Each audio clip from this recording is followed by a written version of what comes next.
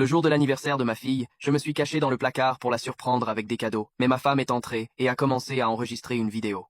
Ce qu'elle a dit m'a fait tomber l'estomac. Le placard sentait le cèdre et les vieilles chaussures. J'étais accroupi entre les manteaux d'hiver et les boîtes de rangement, tenant une énorme licorne en peluche qui m'avait coûté 200 $ chez Target, celle que ma fille Lily réclamait depuis juillet.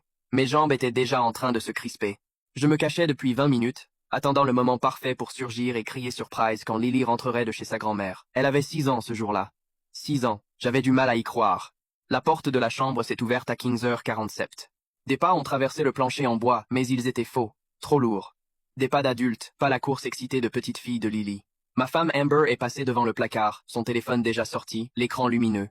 Elle s'est arrêtée devant notre lit, a orienté le téléphone vers elle, et a appuyé sur enregistrer. Je pouvais la voir à travers l'interstice de la porte du placard, voir la lumière rouge d'enregistrement, voir son visage se transformer en quelque chose que je ne reconnaissais pas. « Ok », a-t-elle dit à la caméra, la voix tremblante d'une émotion fabriquée. Je dois documenter ça avant de perdre courage. Je m'appelle Amber Cross, et je dois dire la vérité sur mon mari. Mon cœur s'est arrêté, vraiment arrêté une seconde avant de repartir en sur-régime. Je m'appelle Michael Cross, j'ai 34 ans, ingénieur logiciel senior dans une startup tech à Austin, Texas. J'étais marié à Amber depuis 8 ans, ensemble depuis 10. On s'était rencontrés à l'anniversaire d'un ami en 2013. On avait tout de suite accroché. Mariés 2 ans plus tard dans une petite cérémonie au ranch de ses parents à Fredericksburg.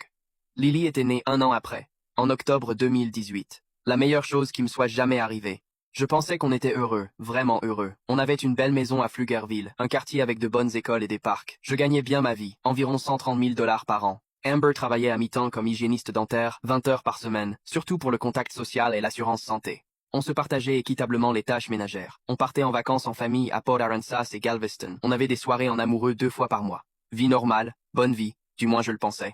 Mais dernièrement les choses semblaient bizarres. De petites choses d'abord, faciles à rationaliser.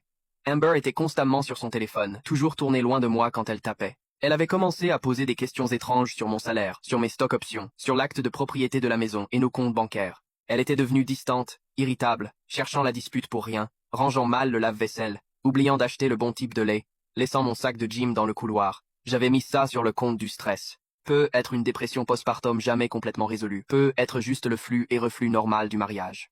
Maintenant j'étais accroupi dans un placard à écouter ma femme enregistrer une vidéo sur moi. Et tous les drapeaux rouges que j'avais ignorés revenaient avec une clarté parfaite. Michael m'abuse depuis des années, a dit Amber à la caméra, la voix tremblante de vulnérabilité travaillée. Émotionnellement, financièrement, et récemment. Ça est devenu physique. J'ai peur, je suis terrifié, mais je dois protéger ma fille. Je dois nous sortir de là avant qu'il soit trop tard. Mes mains se sont mises à trembler. La fourrure synthétique de la licorne semblait fausse contre mes paumes. Trop douce. Trop innocente pour ce que j'entendais. Ce n'était pas réel.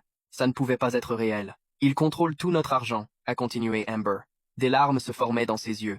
De vraies larmes coulant sur son visage.